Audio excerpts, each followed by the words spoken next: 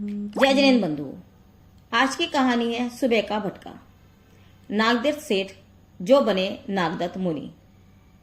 बहुत समय पूर्व उज्जैन नाम की प्रसिद्ध नगरी में धन धान्य से परिपूर्ण नागदत्त नाम का सेठ रहता था। नागदत्त ने अपने परिश्रम से अपार धनराशि एकत्रित की थी।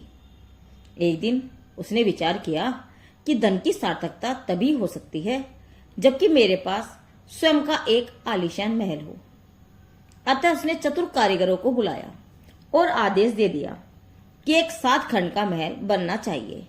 यह महल इतना सुंदर हो कि जिससे इसकी तुलना इस नगरी के अन्य भवनों से न की जा सके और मेरी कीर्ति यश मूर्तिमान होकर सदा इस संसार में विद्यमान रहे।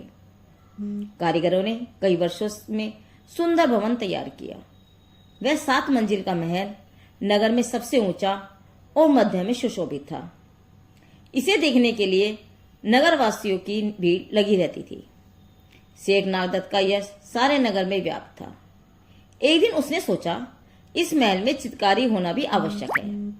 अतः अच्छे अच्छे कारीगरों को बुलवाकर चित्र बनाने की आज्ञा दी। सैकड़ों अच्छे कलाकार उस विशाल भवन में चित्रकारी करने में संलग्न हो गए। देश विदेश के कलाकार यहाँ आकर अपनी कंचुकी की करामात दिखाने लगे। एक ओर सेठ नागदत्त अपने भोग विलास में अपार धनराशि खर्च करते थे और दूसरी ओर दान धर्म में नितांत कंजूस। कोई भी भीख मंगा या याचक उनसे कुछ एक भी पैसा नहीं पा सकता था। पैसे की जगह वे लोगों को झिड़कियां देते रहते थे। देना तो अलग रहा, मांगने वाले से बातचीत भी नहीं करते थे। उनके इस व्यवहार को सभी जानते थे। अतः नाना प्रकार की आलोचना प्रत्यालोचना आती रहती थी। कोई उन्हें कला प्रेमी कला मर्मज्ञ कहता और कोई कंजूस मक्खी चूस और मनहूस कहते थे। इतना ही नहीं, कहीं दान न देना पड़े इस लोभ से वे किसी धर्म सभा में भी नहीं जाते थे। उनकी धर्मपत्नी यशोमती स्वभाव में अच्छी थी। उसकी इच्छा दान पुण्य करने की रहती थी। उसने कई बार यह प्रयास किया कि पतिदेव भी दान पुण्य के कार्यों में भाग ले, परंतु उसका श्रम व्यर्थ गया। मित्रों ने भी नागदत्त को समझाने की चेष्टा की, परंतु वह हिमालय की उस चट्टान की भांति अडिग था जो धूप और वर्षा में समान रूप से खड़ी रहती है। एक दिन नागदत्त अपने भवन की चित्रकारी का अवलोकन कर रहा था तथा विदेश से आए हुए चित्रकारों को नाना प्रकार के सुझाव दे रहा था। प्रातःकाल का समय था। सूर्योदय हुए बहुत कम समय हुआ था। बाल रवि की किरणें भूखंड को स्वर्णमयी बना रही थी। प्रातःकाल की इस सुंदर बेला में भीति के चित्रों की शोभा कुछ गुनी दिखाई दे रही थी। जिन चित्रों में अभी तक रंग नहीं भरा गया था वे खाली चित्र भी सूर्य की रश्मियों के कारण अपनी चमक धमक से दर्शकों के मन को मोहित करते थे। सेठ अपने इस वैभव को देखकर प्रसन्न हो रहा था।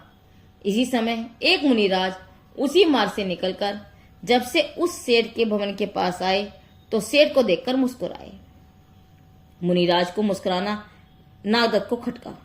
वह सोचने लगा, साधु अकारण नहीं मुस्कुराते, कोई बात तो होनी चाहिए। मुझे देखकर ये मुस्कुराए हैं, अतः अवश्य मेरे संबंध में कोई बात है। आज मध्याह्न में जाकर मैं मुस्कुराने का कारण पूछूंगा।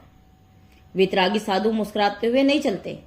थोड़ी देर तक वह सेठ इस प्रकार उपभोग करता रहा, परंतु मुनिराज के पास जाकर इस तथ्य को जान लेने की विचारधारा से उसे सांत्वना मिली और वह पूर्ववत कार्यों में लग गया।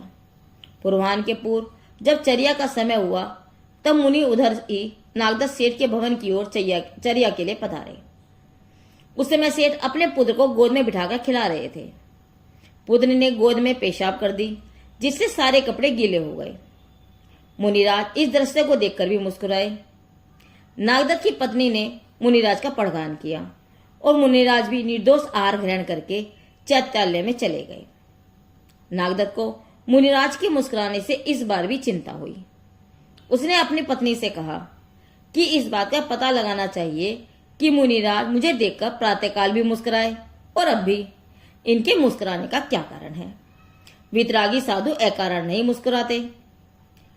मध्यांतर काल में नागदत्त की दुकान पर एक बकरा भागकर आया और बै बै करता हुआ नागदत्त के चारों ओर चक्कर काटने लगा।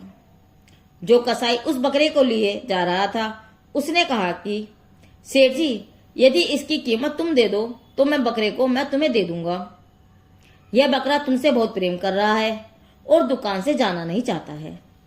सेठ ने समझा कि कसाई मुझे फंसा रहा है, बकरे की कीमत लेकर यूं ही जाना चाहता है। इन लोगों का कोई भरोसा नहीं।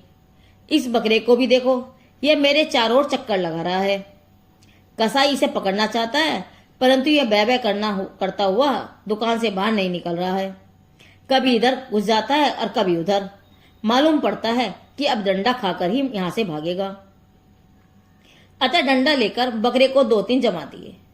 बकरा बै बै करता हुआ कसाई के साथ चलने लगा। इसी समय समाई क्रिया से निवृत्त हो मुनिराज भी मंदिरों के दर्शनार्थ जा रहे थे। संयोगवश वे भी नागदत्त की दुकान के सामने से निकले। जब कसाई बलपूर्वक उस बकरे को पकड़कर ले जाना चाहता था, इस दृश्य को देखकर भी मुनिराज को हंसी आ गई। उनका यह हंसना नागदत्त को खटका। वह सोचने लगा कि क्या बात है जो आज मुनिराज मुझे देखकर 3 बार हंसे हैं। कोई कारण होना चाहिए। अतः मैं इनसे हंसने का कारण पूछता हूं।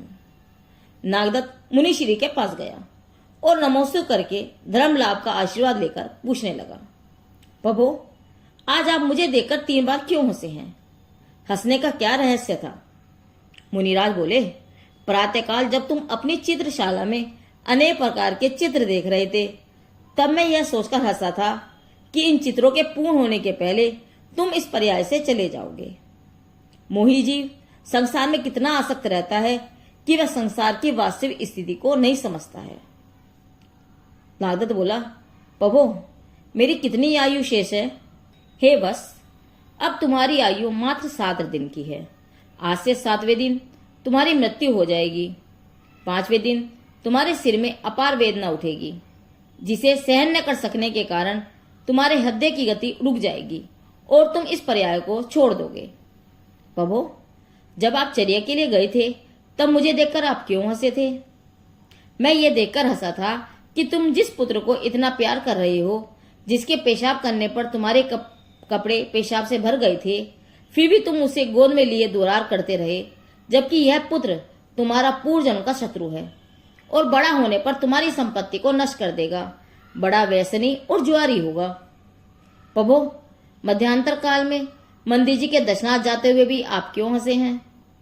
हे भाई, कसाई जिस बकरे को बलपूर्वक ले जा रहा था और जो बकरा तुम्हारे चारों ओर चक्कर लगा रहा था, तुम्हारे पास नहीं जाना चाहता था, वह तुम्हारे पिता का जीव है। जब तुम्हारी दुकान के बाहर से निकला तो उसने तुमको पहचान लिया और इसीलिए तुम्हारे चारों ओर चक्कर लगाने लगा था। वह अपने प्राण बचाना चाहता था, किंतु आप उसके भाव को नहीं समझ सके। मुनिराज के वचनों को सुनकर नागदत्त उस कसाई के घर दौड़ा दौड़ा गया। उसने कसाई से कहा, भाई, मूल्य लेकर उस बकरे को मुझे दे दो। कसाई ने कहा, मैंने अभी थोड़ी देर पहले उसकी हत्या कर दी है, अब वह इस दुनिया में नहीं है। कसाई के इन वचनों को सुनकर नागदत्त को बहुत दुख हुआ। वह मुनिराज के पास आया और कहने लगा, प्रभु, कल्याण क्या है? उसका क्या उपाय है? 7 दिन की तो आयु बहुत है, आत्म कल्याण के लिए तो अंतर्मुहूर्त ही पर्याप्त है। मुनिराज ने कहा, हे वत्स, सच्चे आत्मिक सुख की प्राप्ति ही कल्याण है। अपने आत्मा को जानना, मानना और उसी में रम जाना ही कल्याण का उपाय है। आत्म कल्याण के लिए अभी अवसर आया है, अतः अब व्यर्थ समय न गवाते हुए आत्महितार्थ जिन दीक्षा अंगीकार करो। नागदत्त ने आत्मा का स्वरूप समझकर मुनि दीक्षा अंगीकार कर घोर तपस्चरण किया। 5वें दिन उसके मस्तक में भयंकर वेदना हुई, जिसको शांत भाव पूर्वक सहता गया। 7वें दिन समाधि में स्थित था कि उसके हृदय की गति रुक गई और इस पर्याय को छोड़कर उसकी आत्मा चल बसी। समाधि और समता भाव के धारण करने से उसने वैमानिक देवों में जन्म धारण किया। आहा, मुनिराज की एक क्षण की संगति ने उसे कहां से कहां पहुंचा दिया। सत्संगी दुनिया में क्या क्या नहीं कर सकती। सुबह का भटका। नागदत्त मुनि की यह कथा धन्य मुनिराज हमारे भाग 5 से ली गई है। जिनदेव की वाणी आगम वाणी।